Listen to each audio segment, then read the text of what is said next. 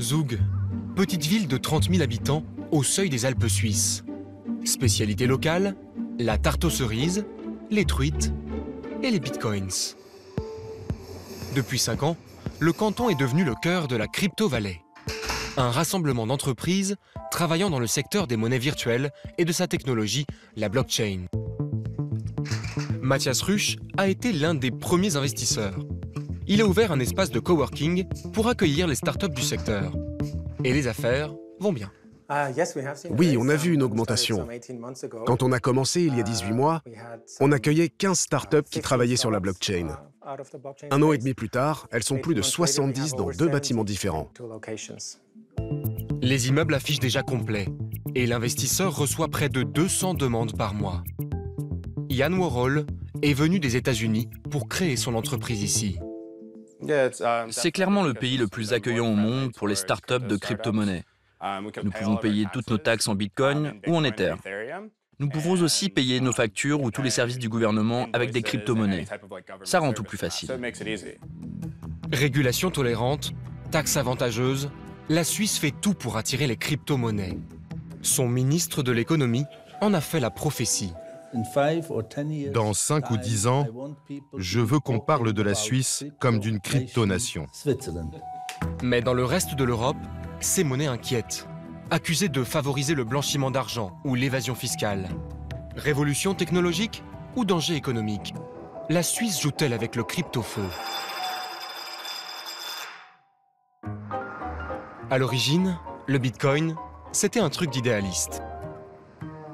L'espoir d'un monde sans intermédiaire, ni banque, ni gouvernement.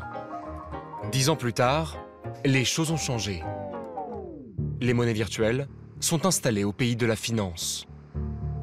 Situé dans ce petit immeuble au centre de Zug, Bitcoin Suisse est l'un des courtiers en crypto-monnaie les plus importants au monde. Son patron le reconnaît, le Bitcoin est devenu un bon filon. Nous gérons des portefeuilles de crypto-monnaies pour des personnes privées, mais aussi pour des entreprises, des fonds ou même des banques. Ça représente un volume d'affaires de 750 millions de dollars par mois en moyenne. Une somme impressionnante. Le monde financier semble hypnotisé par les crypto-monnaies. La raison est simple. Elles permettent de lever de l'argent très vite et en très grande quantité. Le tout grâce à une simple opération. L'ICO. Son principe, pour lever des fonds, une start-up émet une sorte de monnaie virtuelle. Elle la vend à des investisseurs qui parient sur la hausse de cette monnaie. Ce système a permis aux startups de lever 6 milliards de dollars en 2017. Chez Bitcoin Suisse, on a levé plus d'1 milliard en 1 an. Auparavant, pour trouver de l'argent, il fallait passer par une entrée en bourse. Normalement, pour émettre des actions et être coté en bourse, il faut passer par un processus très lourd et très cher. Et en réalité, seules les grosses entreprises à succès peuvent le faire. L'ICO est accessible pour de jeunes entreprises. Parfois, des entreprises qui n'ont même pas encore commencé leur activité. Aujourd'hui, n'importe qui peut financer une entreprise depuis son smartphone. Une révolution. Mais l'explosion récente des ICO et la spéculation qui en découle inquiètent les Européens.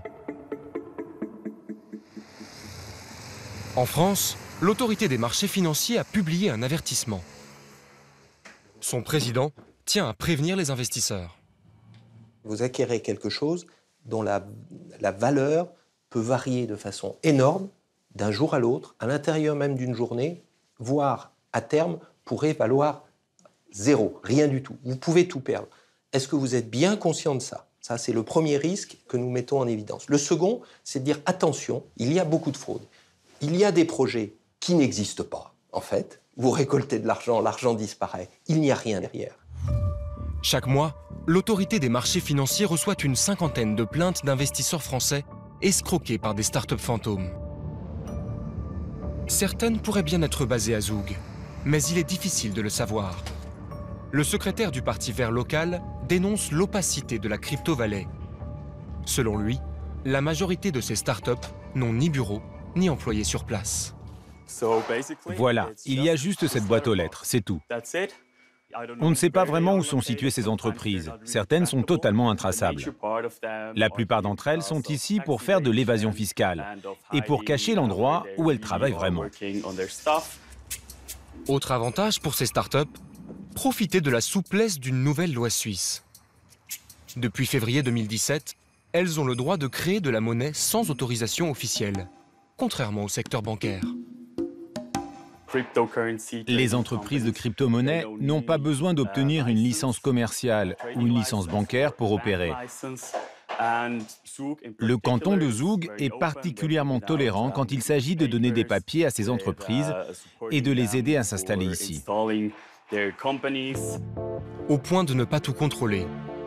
En 2017, Shapeshift, l'une de ces sociétés, a été impliquée dans une affaire de blanchiment d'argent. Les hackers du groupe WannaCry ont piraté des entreprises et des services publics dans le monde entier. Une partie des rançons en Bitcoin obtenues a été blanchie via la start-up basée à Zug. Bernard Neidhardt travaille à la direction du canton. Lorsqu'on l'interroge sur les risques, il préfère parler positif. Ce que nous voulons, ce sont des créations d'emplois, l'arrivée de nouvelles entreprises et un nouveau savoir-faire technologique. Et tout cela combiné, ça va dynamiser notre situation de plus en plus, pour que finalement, toute la population ait un bon niveau de vie. Oui, mais il y a aussi des compagnies boîtes aux lettres. Est-ce que vous jouez à un jeu dangereux? Vous en pensez quoi? Tout est une question de philosophie. Comment faire face aux nouveautés, aux nouvelles technologies? Je suis heureux que la Suisse aille plutôt de l'avant en ce qui concerne ces technologies. C'est comme ça que nous pensons. Allons chercher le potentiel. D'autant que ce potentiel, le pays en a besoin. La Suisse doit compenser la perte du secret bancaire qui a pris fin au premier semestre 2018. C'est la théorie de cette ancienne banquière et pionnière de la crypto-vallée. Le secret bancaire a longtemps été un avantage compétitif pour ce pays, mais il est en train de disparaître, vous savez. La question c'est, qu'est-ce qui va se substituer à ça? Comment la Suisse peut-elle être compétitive face aux autres centres bancaires? La réponse évidente, c'est l'innovation. Selon elle, les crypto-monnaies, anonymes et incontrôlables, pourraient également réintroduire le secret bancaire et même le rendre accessible à toute la population. Beaucoup de gens qui ne vivent pas dans le monde des riches ont besoin de mettre leurs fonds en sécurité. Pas à cause des taxes, seulement pour sécuriser leur argent. Parce que leur gouvernement dévalue la monnaie, parce qu'il maltraite les entreprises ou parce qu'il fait une réforme des retraites. Toutes ces mauvaises choses qui peuvent vous faire perdre tout ce que vous avez. Si on y pense, le Bitcoin, c'est un peu comme un compte en Suisse, hors d'atteinte, intouchable, mais pour tout le monde, et pas seulement pour les riches. La future crypto-nation va-t-elle revenir à ses premières amours? À Berne, le secrétaire d'État aux finances n'est pas d'accord. Non, certainement pas. Ce que nous ne voulons pas, c'est retourner vers un système qui ne soit pas transparent et qui ne respecte pas les standards internationaux. Au-delà de la compétitivité, l'intégrité est vraiment importante pour nous. C'est pour ça que nous n'aimons plus vraiment le terme crypto. Crypto, ça sonne comme quelque chose de secret, quelque chose que l'on cache. Nous n'aimons pas vraiment le symbole que ça représente. Il faudra le croire sur parole. Pour l'instant, le régulateur suisse n'a retiré qu'une seule start-up du marché. Les pays du G20 pourraient bien lui mettre la pression. Ils se réunissent en Argentine ce printemps.